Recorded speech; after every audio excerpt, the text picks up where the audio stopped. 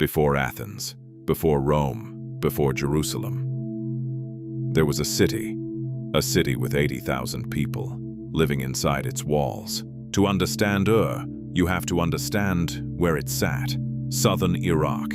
Today, flat, dry, punishing. But 5,000 years ago, this land was something else entirely. Two rivers, the Tigris and the Euphrates, cut through this region like veins. Between them, the soil was black and rich and absurdly fertile.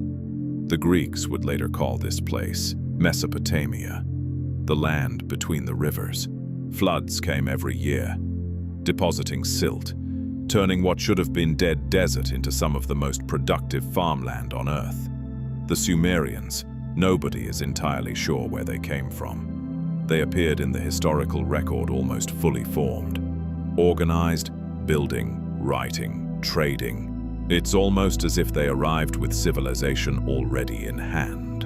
Imagine walking through Ur at its height, around 2000 BCE. You enter through a gate in a massive mud brick wall, thick enough to stop an army, worn smooth by 10,000 hands. Traders from as far as the Indus Valley, modern-day Pakistan, haggling over lapis lazuli, copper, carnelian. Ur was a trade hub. Ships came up the Euphrates loaded with goods from civilizations most people have never heard of. This wasn't a primitive settlement scratching out survival. This was a global economy. 5,000 years ago, 3 massive terraced platforms stacked on top of each other, rising 30 meters into the sky, sheathed in baked brick, topped with a temple to the moon god, Nana. The whole thing designed to be seen from miles away across the flat plains. A message to every approaching traveler. Something powerful lives here. And at the base, not just a temple, an engine. The priests controlled the grain. The grain controlled everything. The ziggurat wasn't just a religious monument. It was the economic heart of the city. Storehouses, workshops, administrative offices. Every jar of grain that entered Ur passed through here. Every worker was paid from here. Every debt was recorded here. The priests didn't just speak to the gods. They ran the world. In 1922, a British archaeologist named Leonard Woolley arrived in Iraq with shovels and a theory. He started digging. What he found underneath the city of Ur would shock the world. Inside one tomb, the tomb of a woman named Puabi, likely a queen, he found 74 bodies. Not just her body, 74 attendants, soldiers, musicians, people who had names, people who had families, people who woke up one morning knowing it was their last. All arranged in neat rows, all wearing their finest jewelry, gold, lapis lazuli, carnelian, dressed not for burial, dressed for something else, dressed like they were going somewhere.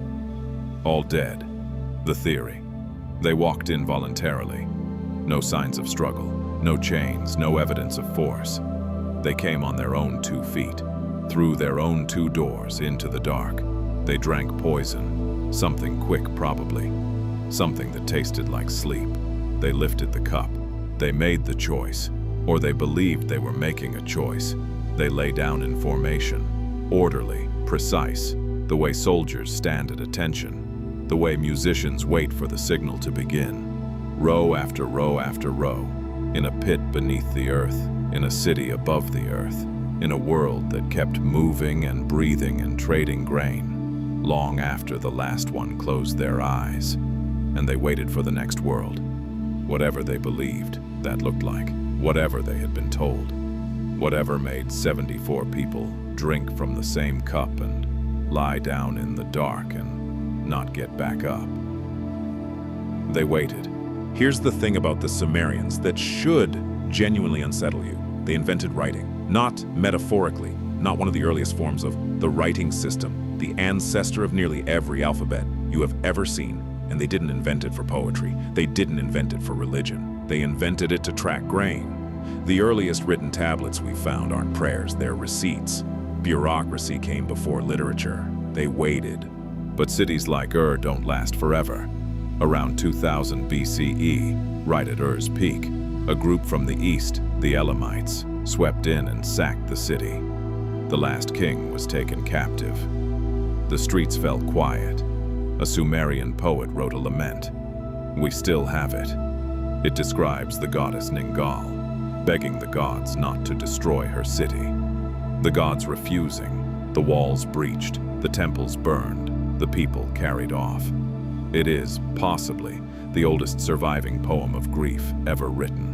And the rivers shifted course, the mud brick walls dissolved back into the earth from which they came. By the time Alexander the Great marched through this region, Ur was already half buried, mostly abandoned, rediscovered less than 200 years ago, which raises an uncomfortable question. What else is still buried?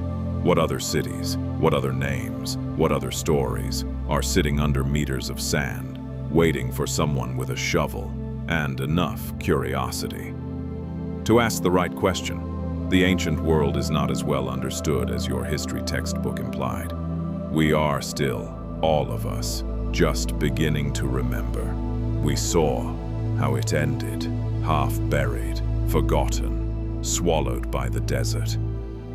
But before the silence, before the sand, think about what it took to build it in the first place. No cranes, no steel, no machinery of any kind, just hands and tens of thousands of them. Archaeologists estimate the Ziggurat of Ur required over 100 million baked bricks, each one made by hand, carried by hand, laid by hand. The workers weren't slaves.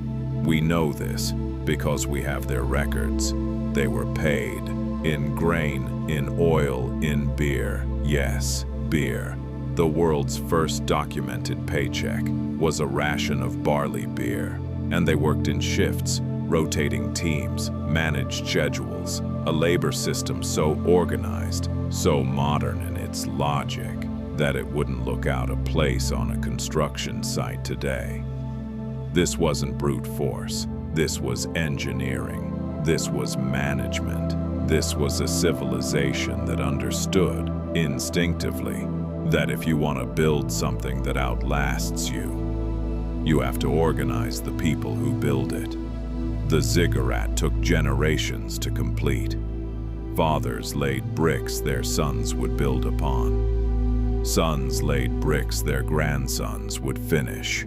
And when it was finally done, it rose 30 meters above the flat plains of Mesopotamia, visible for 20 miles in every direction. The tallest thing most people alive had ever seen. A monument not just to a god, but to what human beings can do when they decide to do something together.